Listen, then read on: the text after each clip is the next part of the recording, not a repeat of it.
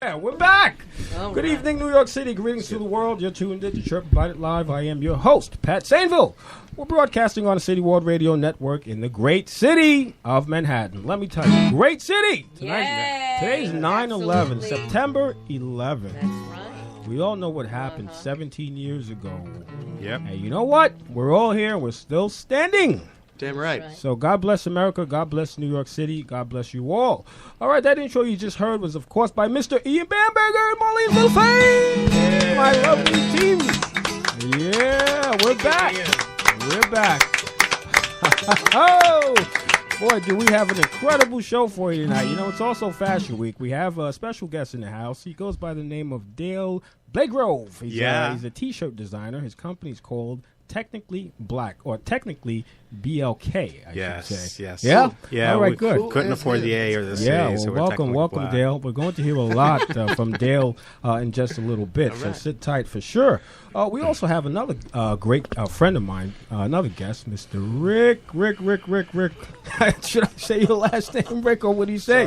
It's all right, so Rick Henschel is in the house, my good friend. Hello, Rick. Thank you for the invitation. Oh, my pleasure. Rick is here to say a couple of words about his experience during 9/11 on that specific day. We also have two people who will be calling in just a little bit. We have Pascal Denoy and we have Miss Lenoy Mills who will be calling in just a little bit to mention, their experience during 9/11. 17 years ago. We also have he's in the background. We have Mr. Javier Luis. He's a singer. He's been on the show. Yeah, we're going to have him back. Yep. We're going to have Javier back on a couple of more weeks. And, of course, Jade, who keeps things together here. Thank you, Jade. We love you. We love you, Jade. Oh, we love you. I'm so happy. I'm happy. Beautiful night. Right. All right, with that, I'll just pass it over to Marlene. I'm sure she has some New York City trivia for us. I certainly do. All So right. ready for the trivia. Trivia. Okay. So this is Fashion Week. We just said that, Fashion Week. A little thing about Fashion Week. Fashion Institute of Technology. We all know about this. The school Fashion Institute of Technology, which was actually founded in 1944, is the only school in the world offering a Bachelor's of Science degree with a major in cosmetics and fragrance marketing. It's the only one in the entire world. Founded in 1944 here in New York City. New York City's very first Fashion Week happened, started by Eleanor Lambert. She was the press director of the American fashion industry, and it was founded, first Fashion Week founded in 1943. That's how far back it goes.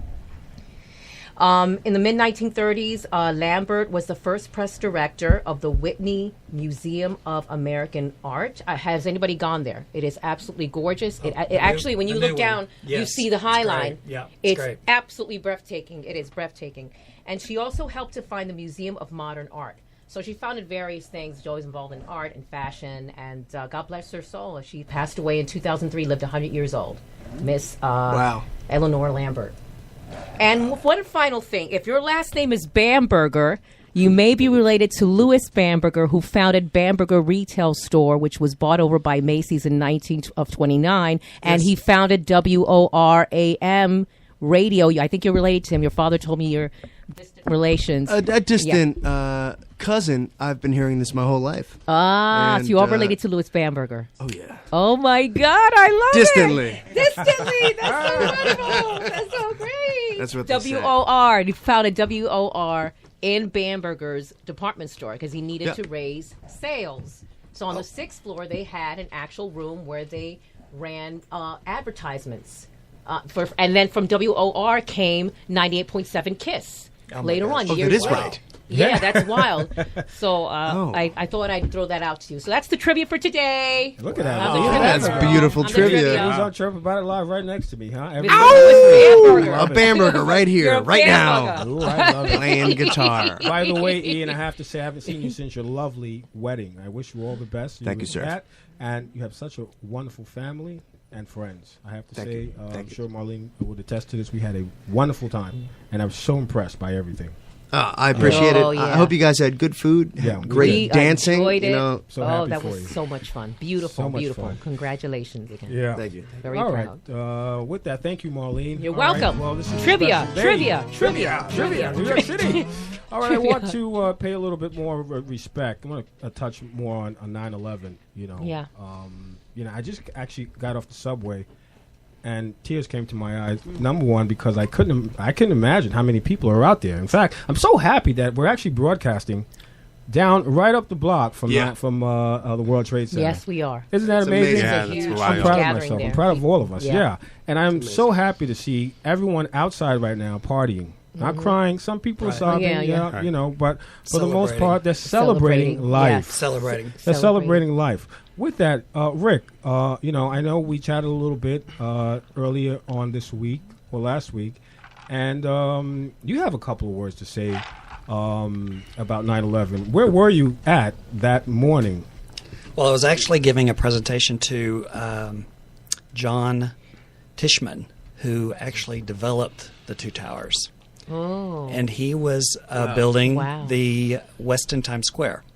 And I was doing the signage, designing the signage for the hotel. And so I was up in his office on Fifth Avenue.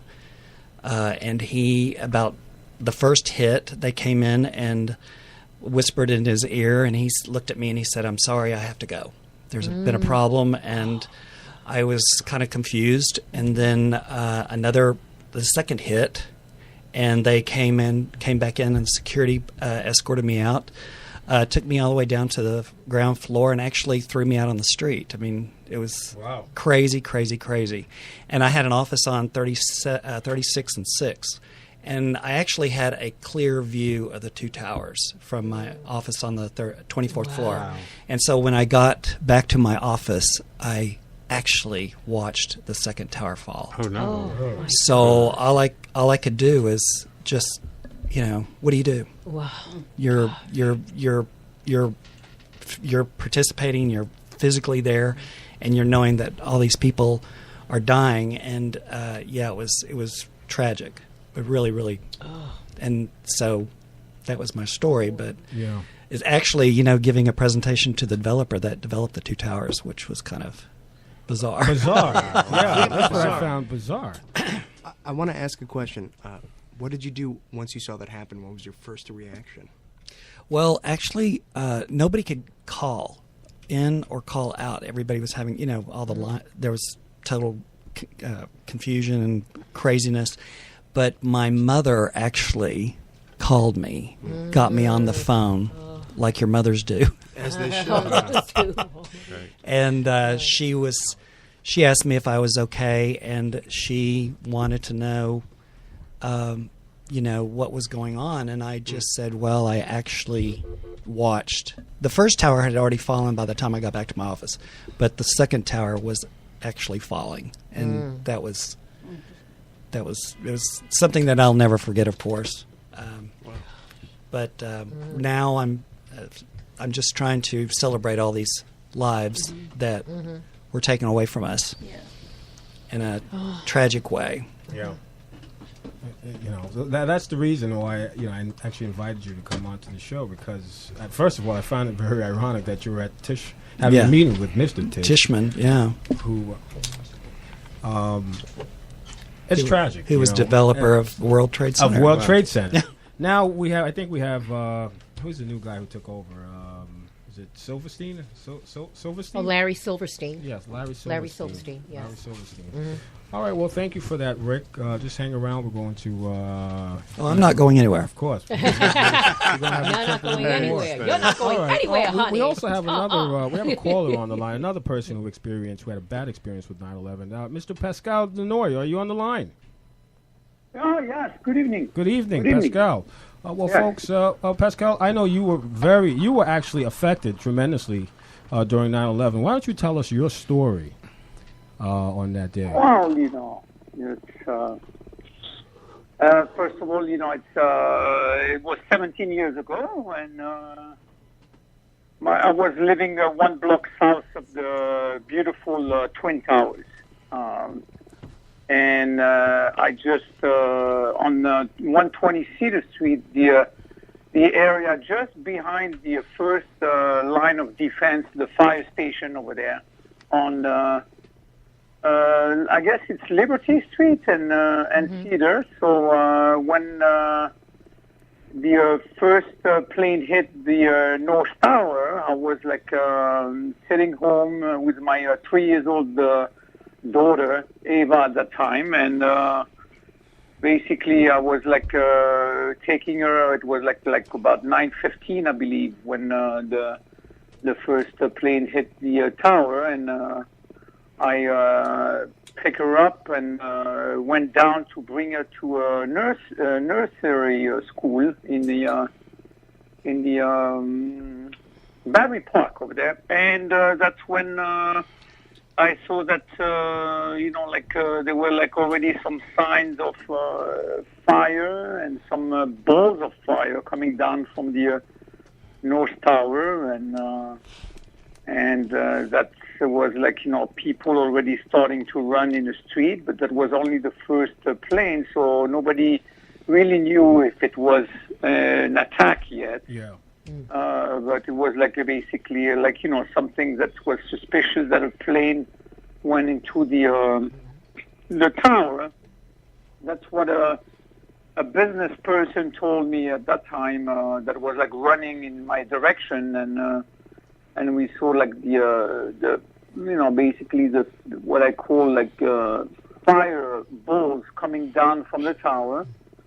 And I decided to go back into silently to go back into 120 Cedar Street and tell this gentleman that was running that he could come for cover with us. And we stayed like about 5-10 minutes in the basement of that building. But I had like instinctively, I had like something that was not feeling comfortable about that situation. So I say, it's better that I think it's better that we go out. We were listening, but at that time we basically, I was looking to escape basically the area, and I went down on Liberty Street and passed in front of the Marriott Hotel at that time, and some workers were already out, and I had like a premonition per se, and I remember clearly, I will remember this day for all my life anyway. So, but of course, I remember clearly telling the workers that were coming out of the Marriott Hotel on the back door, I said as I was a little bit like pressing the footsteps, trying to go to my car that was parked in Battery City, and I told them, I say, I think this is not an accident. I think that we're being attacked.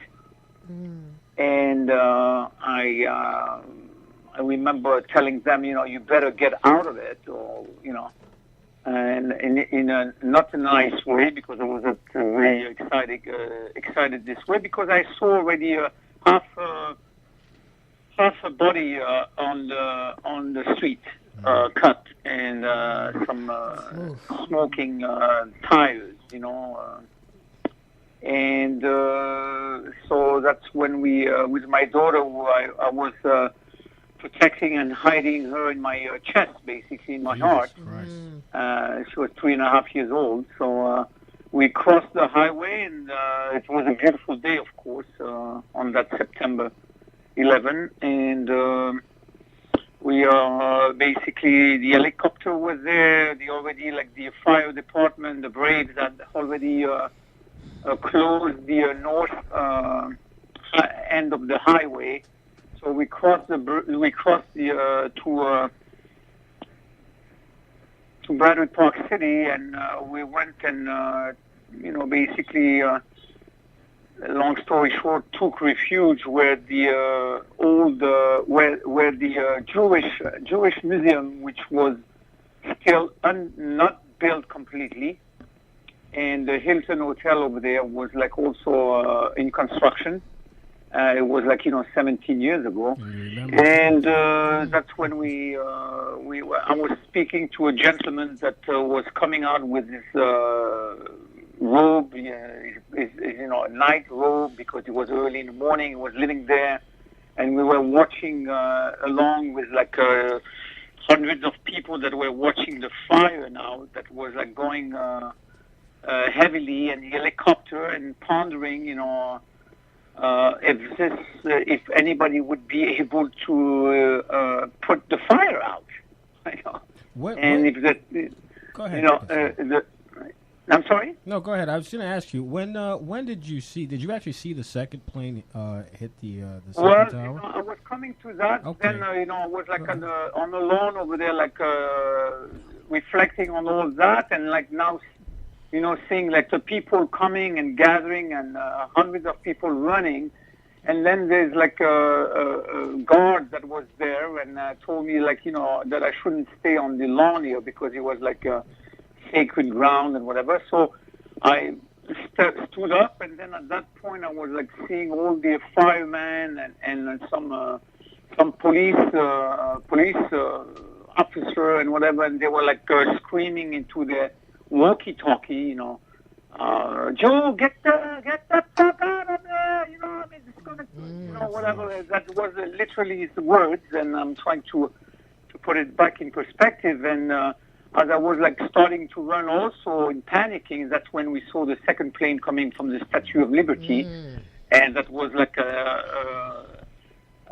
maybe 5:26 or whatever, and I clenched my daughter against my chest and I did a mental prayer because at that time I was sure that we were being attacked, and I saw it. I saw the second plane going in the South Tower, and like in a surreal explosion. Hollywood in production, but it was not Hollywood in production. It was like the real thing. The reality. Yeah. The reality of the day. So chaos ensued after that, and we went to run with thousands of people, and finally took refuge at the Liberty Park, which was like surrounded by fences at that time, so you couldn't go farther than that because they were like working in the park. And they had blocked the passage, north, and they were like, it was complete chaos, and that I mechanically or instinctively tried to take refuge in a tree with my daughter, and I was surrounded by business people. I mean, at that time there were like not a lot of adults with children. Well, all right. It's Wall Street, and that basically, I remember I took the last. Pascal, sorry to cut you off. We have another caller on the line. I really appreciate you calling. We're pressed for time, so I'm sorry to cut you off, but I really appreciate you calling. We have a couple other people that we need to get on the line as well. It's okay. So thank you very much. Yes, and our prayers are with you. Yeah, all right. Yeah. Thank you for calling. We really appreciate that, Pascal. All right, folks. Mr. Pascal Denoy. What a tragedy, huh? Oh. What a real tragic story. I mean, the man lived right across the street from in fact, right above O'Hara, which is a very popular bar where I guess the firemen usually hang out. It's right down the street. Right down the street. And he also mentioned he saw half of a human hit on the Yeah. street. That's traumatizing. That is traumatizing. It's really traumatizing. All right. All right. With that, we have one other caller on the line. We have Miss Lenore Mills. Hello, Miss Mills. Lenore, are you on the line? Oh yeah, I'm here. Hello. Welcome to Chirp About It, Lenore. Lenore, I know you've actually been participating every year since 9/11 at Point Thank You. A lot of us don't know what Point Thank You is. Please, for about a minute or so, just tell us about Point Thank You and what you've been doing. Point Thank You is at Christopher Street on the West Side Highway. It's actually on the median.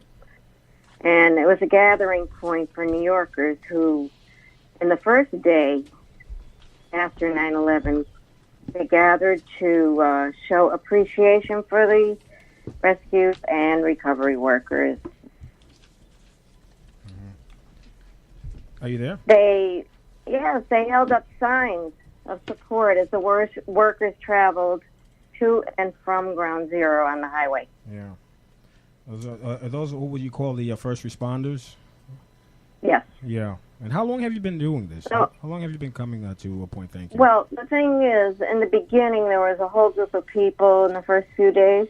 Mm-hmm. And then after that, as the days went by, the crowd dwindled. The two people cheering. And we stayed. Of course, I didn't live here, so I only came on weekends. But there were people in the group that stayed all day and all night, and that continued until May of 2002, when the cleanup was completed. But now every anniversary for 17 years we get together. That's good. I'm glad to hear that. Anything else? No. Of course, I'm sorry to cut you off. Now, tell us, what was it like today, this afternoon, before we let you go? Oh, it gets so emotional because various people from various agencies and families stop by as they're going down to the ceremony and coming back, and they pull their cars over in the middle of the highway, and they get out and they hug us and they tell us how much they appreciate us being there, because many people have forgotten about 9/11. Some people come up to us and say, "Why are you here? Why are you standing here?" And we have to explain that it's 9/11, and we show them the sign that the governor put up to say this is point thank you and why these people are standing here. All right. Well, I'd like to say thank you. All right, I'm going to extend that. No, thank you. No, thank you, Lenore Mills, and thank you with all of the people. You do this every year. Round of applause to you for supporting the first responders and everyone else. Thank you very much. Okay, thank you for calling, Lenore. All right. Okay. Good night. Good night. Bye-bye. Good night. Such heartfelt stories, huh? It's amazing. All right, well, with that, I think it's about that time to liven things up. What do you say, Ian? Let's liven things up and dedicate it all to the men and women who lost their lives during this tragic day, but also to the beauty of America, like people coming together.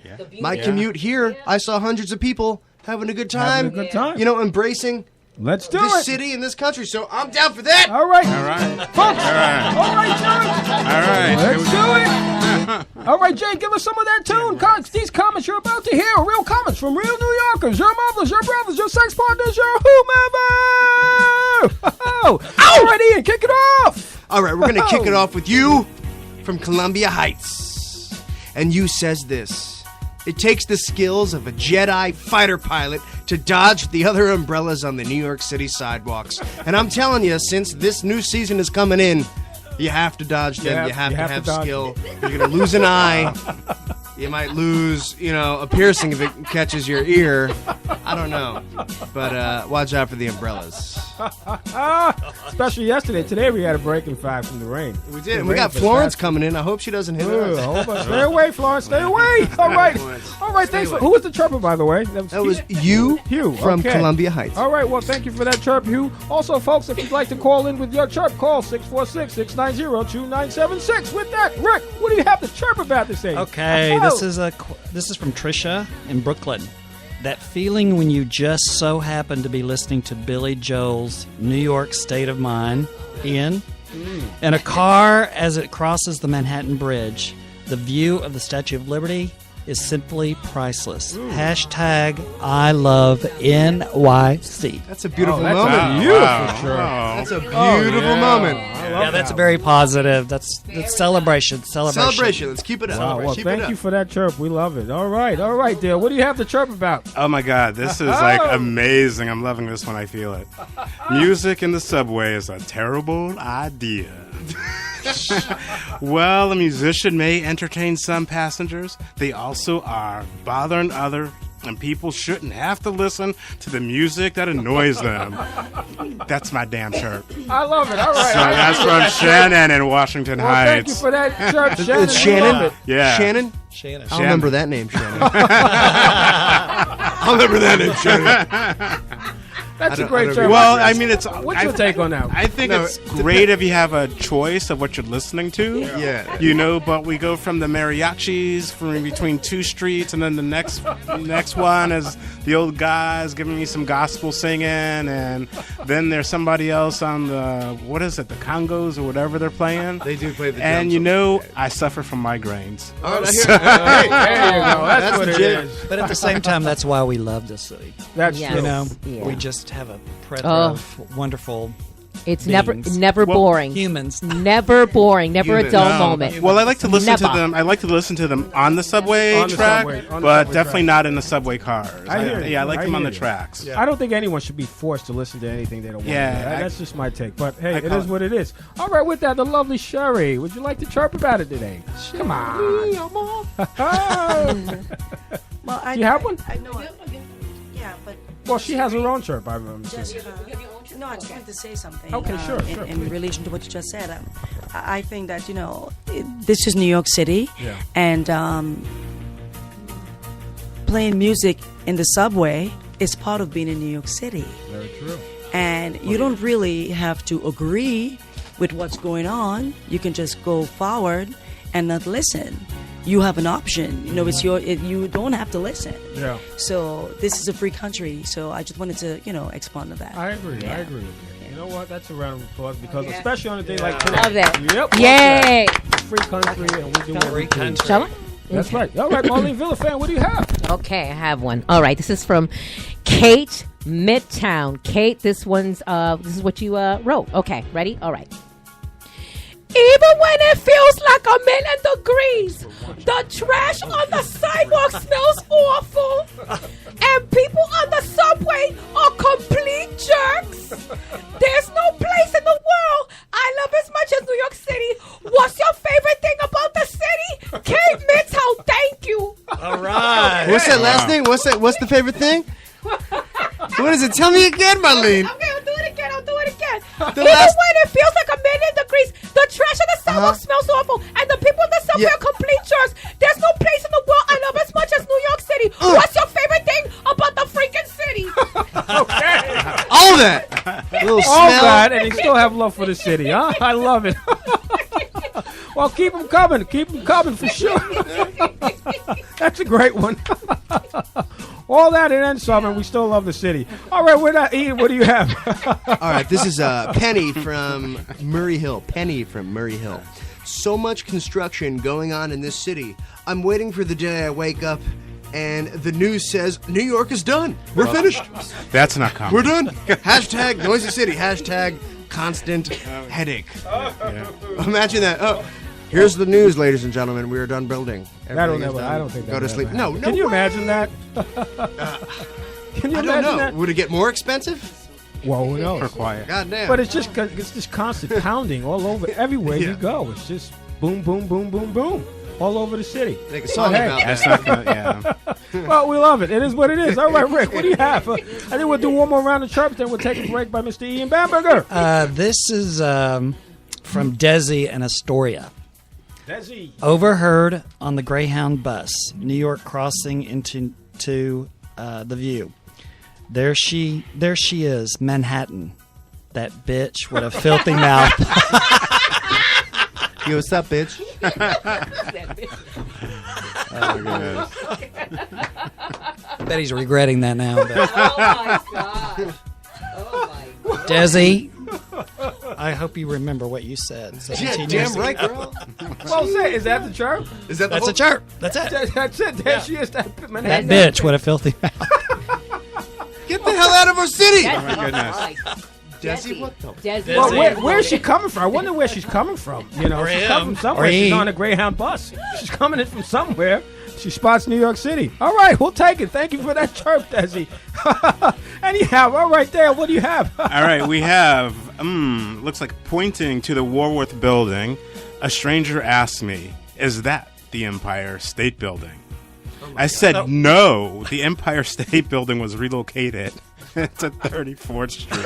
Yeah, they picked it up and moved it. Yeah, right. That's, read the map. That's what I'm talking No, about. where was the original Empire State Building? It had a first location before they moved to Fifth Avenue. I don't think yeah. there was. No, The I don't think Warworth it did. building. Yeah, it really did. Actually, I'll look it up. I'll look They it up. moved it? Yeah, they moved it. They had an original Yeah. location. Yeah, I'm yeah. the gullible one. Really? I'm going to Google that right now. Yeah, let's Google that. Let's find the answer. I'm totally wrong. And that's from Someone call in Jimmy with on the the answer. up. What is Jimmy on the Upper East Side? All right, well, thank you for that chirp. Jimmy, up, I'll get that Jimmy? answer, though. Yeah, I yeah. believe they did. The Empire State Building was moved to 34th Street. I really? Really? Yeah, That's I really remember. I cool. recall reading that from somewhere. All right, with that. Maybe that was one of your past lives.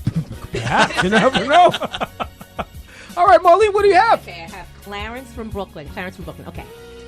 I know it's a New York thing, but please don't point if you would like to sit down. Just say excuse me like normal people. Instead of pointing? Instead of pointing, darling. Yeah. Well, I've seen some points for the attitude, like get your shit off the chair, like you sit down. Right. So I guess saying excuse me would probably Makes help. sense. Kind of diffuse a fight or so. Nah. All right, do we have another chart before we take a break? I've got another one. All right, let's do it. I just got to say before I get into this, it's Okay. true. I've almost hit many people swinging my guitar around, and I feel sorry to everyone listening. I'm just like, oh, I'll pick this up like a goofy dude. Like, I'm a very goofy person, so I swing my guitar around. It's terrible. That's the joke. You guys should laugh at it. But, No. I've slapped a few people. I've slapped a few people by accident All right. without meaning. So, boom. I'm sorry. Did I hit you? Did I hit you? All right, let's get down to business. This is Jim from Midtown, and he has to say this. One of New York myths. Comedians like Jimmy Fallon and Stephen Colbert, etc., take vacation during the same time period. When you miss one of them, you miss all of them together. So you'll say, okay, I'll say that again. Comedians like Jimmy Fallon and Stephen Colbert take vacation during the same time period. When you miss one of them, you miss all of them together. Wow, that's my English and grammar getting together. But I guess that's true. I don't know. Just YouTube it. I guess you should. Just Who's check the out chirp, by the way? Who's the chirp That is from? Jim from Midtown. All right, another Jim. Well, thank you for Thank that you, Jim. chirp, Jim. We right, keep Jim. them coming. All right, Jimbo. Again, folks, if you'd like to hear your comments on the show live, go onto my website, chirpaboutit.com, and share your New York moments, thoughts, or opinions. We'd love to hear from you. Do we have another chirp before we take a break? By Mr. Ian Babbitt. Oh, yeah, the lovely Marlene Villafane has another chirp. Okay, having a chart. Yesterday, Amanda Subway asked me, "Was my butt real?" Uh-oh. I Stand just back. ignored and kept it moving. Sophia, Brooklyn, thank you. You're not telling us the answer, though. Is my butt real? Is it real or is it fake? I mean, what kind of Goddamn. butt are we talking about? A Nicki Minaj butt? I mean, But that's is not real. real. is it real? I mean, I don't. That shit is huge. Yeah, it's I that's mean- real. Well, it could be a Cardi B. Well, hey, you know what? By the way, Speaking of Cardi B and Nicki Minaj, Cardi B threw a shoe at Nicki now Minaj what's this up past with her? weekend. What's up with that behavior? Supposedly she's insulting her daughter and her ability to be a mother. I don't know. Well, that's not cool. Well, hold on. oh, You God. know, Rick also has a boy. nickname. He goes by Ricardi B. Oh my God! She's gonna come after me. Cardi B. Ricardi B. What do you have to say about that? I mean, I don't think her behavior is appropriate. You know, seriously, I don't think her behavior is appropriate as a mother, as a wife, and as a superstar now. I think it's time to cut it out. I mean, it's time to grow up. I don't care where you're from. Yeah. You don't care how long you've been doing it. Some people I hear say, "Oh, she's been doing it a year. Give her a break." Hey, enough. You're a mom. You're a wife. You're an artist. People respect you. Enough. Yeah. All right. Stop throwing shoe. I mean, that's ridiculous. It's crazy. Yeah, but anyhow, at what point do you get entitled, right? Because you have to be able to do that. I don't know, man. Right, It's- right. You know, Be big and walk away. that's right. And it wasn't Nike, right? And it wasn't like, All right, too soon. Sorry. all right. I wore Nikes all day. I got them on right now. All right, folks, that was our round of chirps. Hope you enjoyed. We'll have some more chirps for you next week, next Tuesday, same time, same place. With that, we're going to take a lovely break by Mr. Ian Bamberger and come back and interview hear it, our Ian. amazing guests. Yeah. This is a song made famous by Elvis Presley, and I played this at my wedding a few weeks ago, and I'd like to play it for you now. Feel free to join in.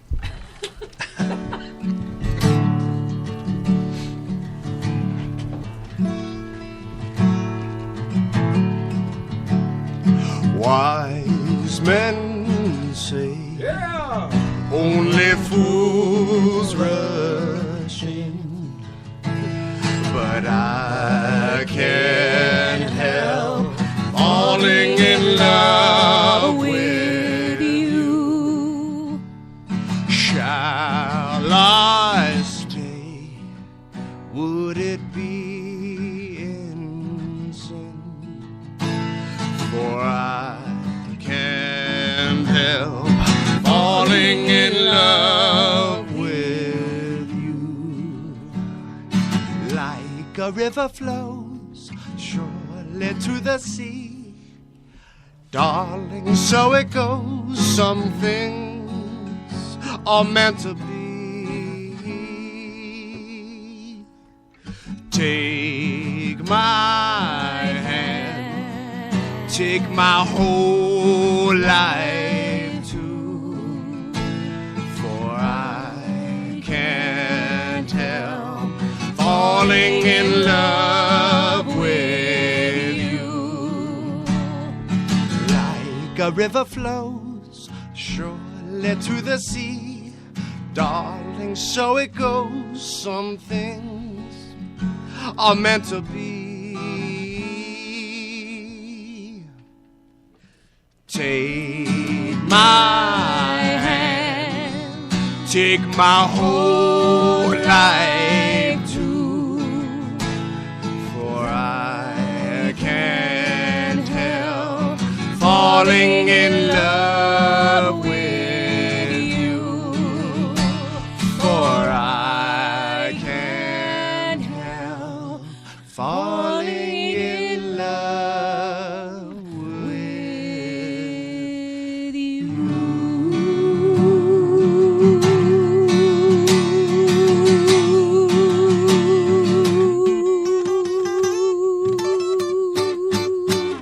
Yo!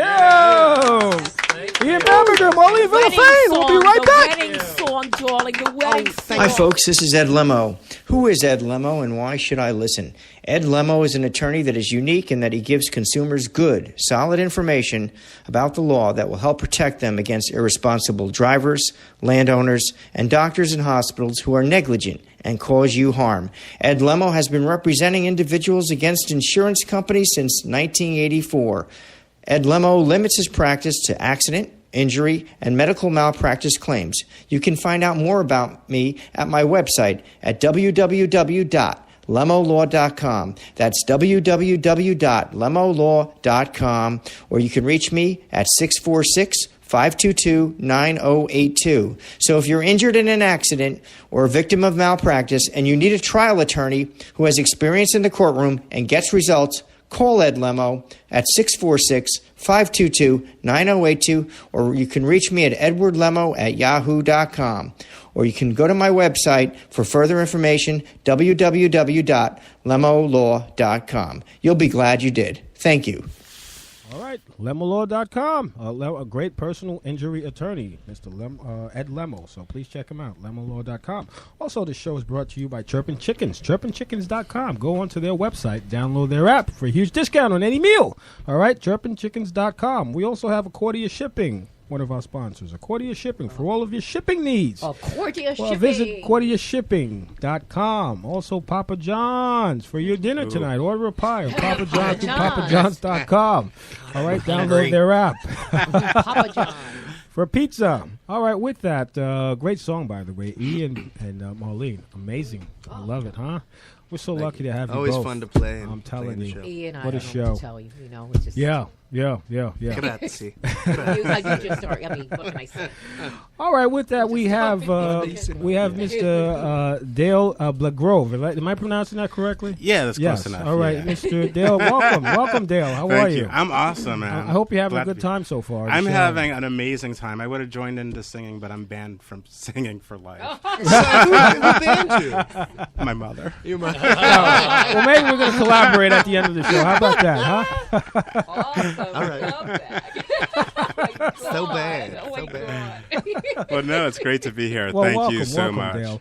Well, yeah, we're here to discuss your company. You have a newfound company called Yeah. Technically Black, or Technically BLK. Yes. Why don't you tell us about Technically Black? Sure. So, Technically Black came primarily from myself because, of course, I'm black. But the other thing is I spent most of my career in Silicon Valley. And a lot of the time when in higher management, I am the only black person there. Interesting. And so at 2014, Gwen Ifill from PBS did a special on Google when they came up and they were talking about how they didn't have a fair number of minorities, in their workforce. And so it was this same thing that I was thinking about at the time, and I came up, when you see the shirts, I usually say the other 1%, because I think at that time Google and Facebook and all the other high-tech companies were saying, yeah, we have about 3% or 2%, but if you're in management, you're really the 1%, because I could only use that number. And it was always just really frustrating, because I spent most of my career looking around the room going, hey, is there anybody else? And that just really wasn't the case, and so it was, really frustrating. And you try to set that example, and you spend your career, or I try to spend my career, I think it was supposed to be acting as an example to allow other people of color to, participate in those situations. So I came up with that, technically black, and just decided to run with it, because I had an opportunity to see something positive out of it. It's a great statement. And it's real, and we all are technically something, but the technically black is huge. And as I was developing the brand, it was trying not to get lost in the Black Lives Matter. Well, it's a great play on words, by the way. Well, it's great play. I thought it was genius. It is. Well, it's genius. Sorry. No, well, people ask me, they're like, "Well, why is it BLK?" And I was like, well, "Dude, I couldn't afford the A or the C." so that's where part of it came from. So I just started really promoting it. Really trying to take it to a different level. Because though it originated out of something from the tech industry, it really spans any industry. If you look across any industry whatsoever, and you look at the number of people of color, in the executive level or just where they're doing working, it's a really small percentage. And I just think beyond the awareness, there's some action that needs to happen.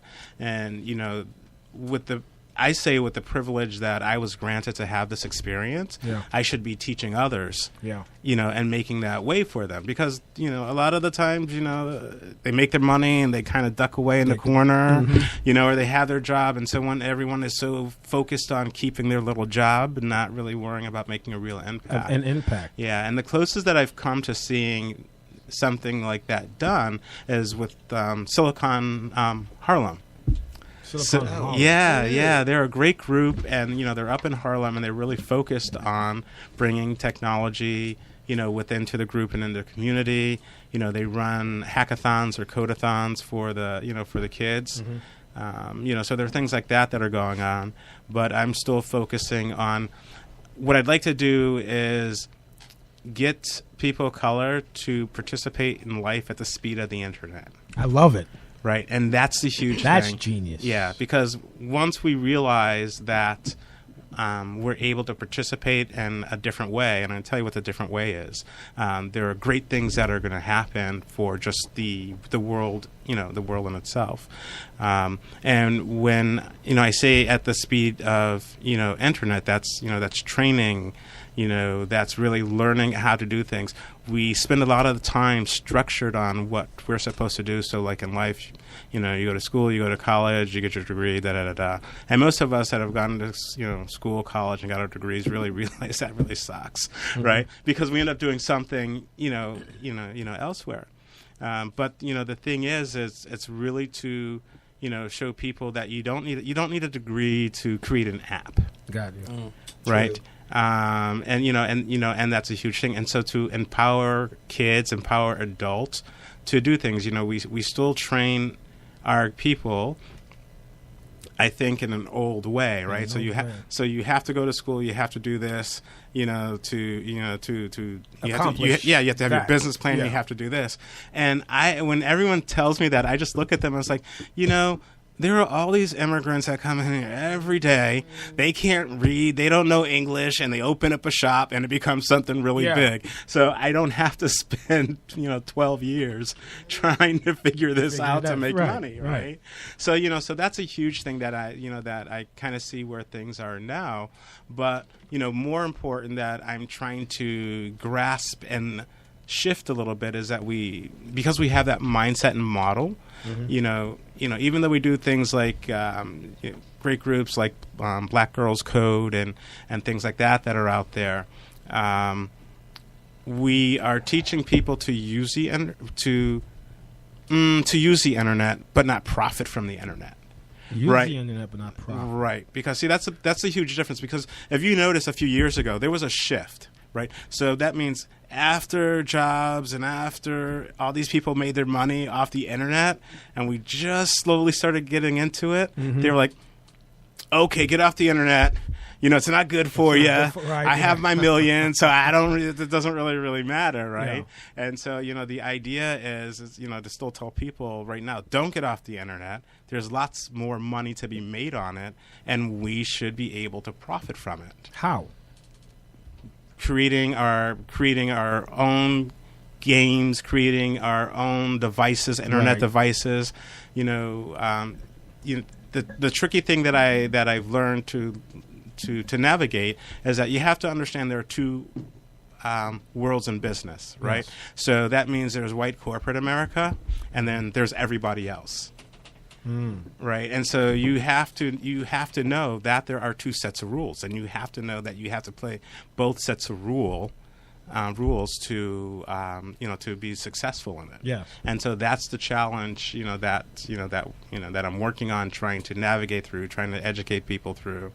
The shirts are a great way of beautiful shirt, by the way. Thank you. You're welcome. Freedom of speech and a way to do things. I love it. Yeah. And it does a lot of things. We have another shirt coming out that says taking a knee.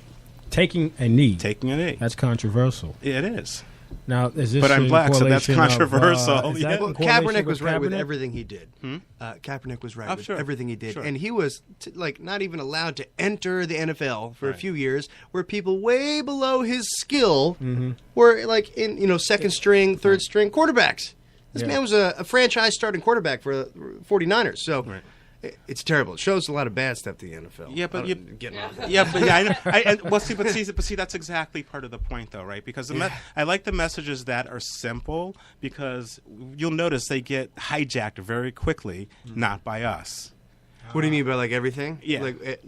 So, the reason for the kneeling. And then all of a sudden, you had these conservatives that took it the wrong way and went off this way and things like that. So we need to keep things simple. Yeah. For people so they can stay on board with things. What about Nike? I think so true. Genius. Profiting. Love them. Genius. Kaepernick with what he, with this whole knee thing. Just do it. What do you think about that? I mean, it is genius. I thought it was sheer genius. To your point, don't you think that's actually taking advantage of a situation in a way, capitalizing on a situation? Well, yeah, that's what Nike is supposed to do. They're a business.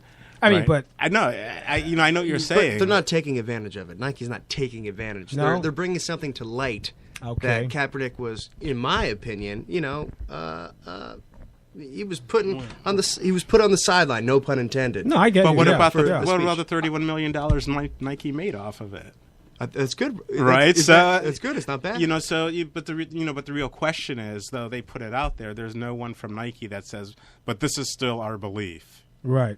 You still tie it to the logo. Just do it. Just do it. Well, that's my point. But that's it. I still think there's no one that I've seen from Nike that has come down that says, oh, well, this is the way that Nike really believes that we support them. But again, it's their marketing. Yeah. Well, speaking about belief, you have a belief. You have a quote. In fact, it's dreamers don't let other dreamers dream die. Right. Interesting. That's nice. I like that. Me too. I think it's song. How can worthy. I capitalize on that? Well, after the show, I'll give you a little piece of paper, and you can sign it. You can sign it for me. Ian, your next song. Your next song. I like that. Still let other dreamers don't let other dreamers dream. Where does a third die? Well, and that's important, though. But because and I think in life we have dreams. Yeah. Yeah, tell us. I think we have in life we have dreams, and so often they get sidetracked, or they get squashed, or they get killed, or squashed, or whatever. And then every once in a while, you have that, oh, I used to have that dream. Yeah. And then you run into another dreamer that helps you pick it up, Gotcha. dust it off, and kind of nudges you. Gotcha. I love that message. And those are the angels, or the really special people in your life. There's a terminology that I use. I said there's a yay sayer Yes. and a naysayer. Yes. Go with the yay sayer. Yeah, that's what I say. yeah, Yay yeah. sayers. Yeah. And so for me, that came actually as I started to pick up Technically Black again, because it was like, hey, you were working on this. What happened? You need to finish it. You need to finish it. You need to finish it. Yes. And so my goal was to put everything into perspective for Technically Black by my birthday. So I've been hustling.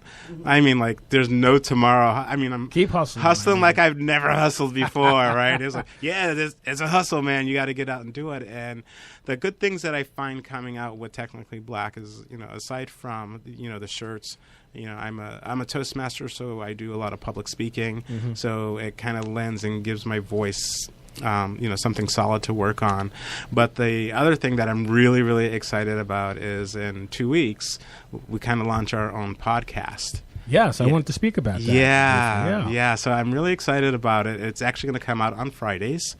And it's called Black Fridays. BLK Fridays. It's such a genius. Yeah. So but that's something I want to pull back because it's it either has a negative connotation or a shopping connotation, right? So I'm going to fix the negative side, and if you want to shop with me, that's helpful too. But the other thing, what I'm hoping will come out of that podcast, will start off with my experience of what it's been like being a person of color, in the technology industry. Mm-hmm. I think if people hear stories and they relate to stories. Yeah. Different conversations will start to happen. And it just takes that one person, that seed that you got to push out there. So, if I got to take the bullet or the train for it, I think it will be well worth it to see what will happen, in 5 or 10 years or something like that. But my stories are great because I've just run into prejudice all along the way during my career. And I remember one time, it was probably about 4 years ago, I was working with a salesperson. And she said to me, she says, well, I didn't know you were black. You just sounded so educated. And this is 4 years ago, right? Wow. And she says, and then she says, well, what do you mean? She goes, well, you must have come from money. Oh, what a ridiculous. Right? Yeah. And I was like, comment. Yeah. I quit that job right then. I quit that job right after that. I was like, I could not work on an account and take her money that she was earning off of it. Yeah. I just said the value just wasn't mine. Yeah. But people still run into that stuff, all day in and day out. Yeah. So some of it is to is to fix that. I love that. All right. Tell people how to find your line, your T-shirt collection. Sure. Please. So you can find it at technically technically BLK, a long word. BLK.com or technicallyblack.net. You can also find me on Instagram, Technically Black, and you can find me on Facebook. My page is Technically Black, so you can find me out there. Just type in Technically Black. Technically Black. BLK. I love it. BLK. And then just for the other smart people that are in the audience, because I come from a very technical and business background.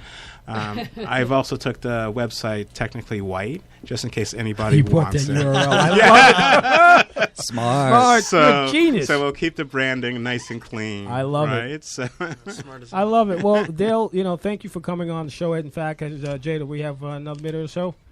Another minute? Okay, well, thank you for coming on, Dale. I really appreciate thank you for that. having me. You This have is an open very invitation. Good. We just touched the surface with you. Wonderful message and great job. Keep it up. Thank you. You have my support. Awesome. My door, my phone number, my email is always open to you, no question. You can use this platform as well, Chirp About It Live. Thank you so much. For all your help. Marlene Villafane! I love Marlene Villafane. I love you guys. I missed you, Ian. I mean, missed you too. Everyone, huh? Really? Yeah. Ian Bamberger.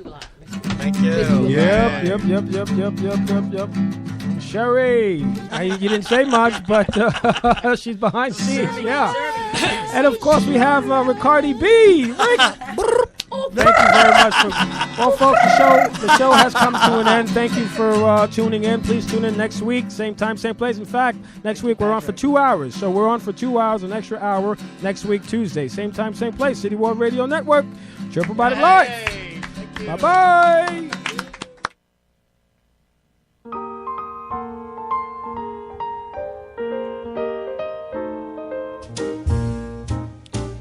Voted #1 jazz cabaret club by New York Magazine, the Metropolitan Room is one of the most critically acclaimed venues in New York City and is known as the home for big-name talents and rising stars. Known as a celebrity hangout, the Metropolitan Room is a high-end cabaret and jazz club and brings the best in live music to New York City every night of the week. Fabulous award-winning Broadway, TV, film, and radio performers take the stage in an intimate 115-seat elegant venue.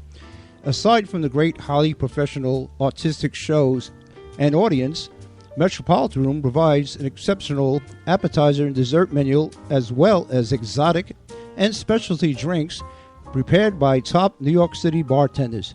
The Metropolitan Room is located at 34 West 22nd Street, conveniently located near public transportation.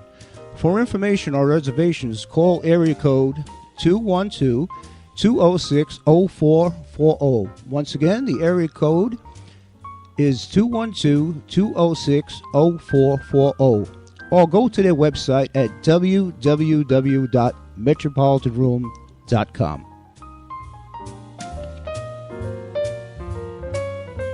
On Thursday, May 15th, Holy Apostles Soup Kitchen, New York's largest emergency food program, is hosting From Farm to Tray, a sustainable food benefit. To support hungry New Yorkers, please visit farmtotray.org to purchase tickets or make a donation.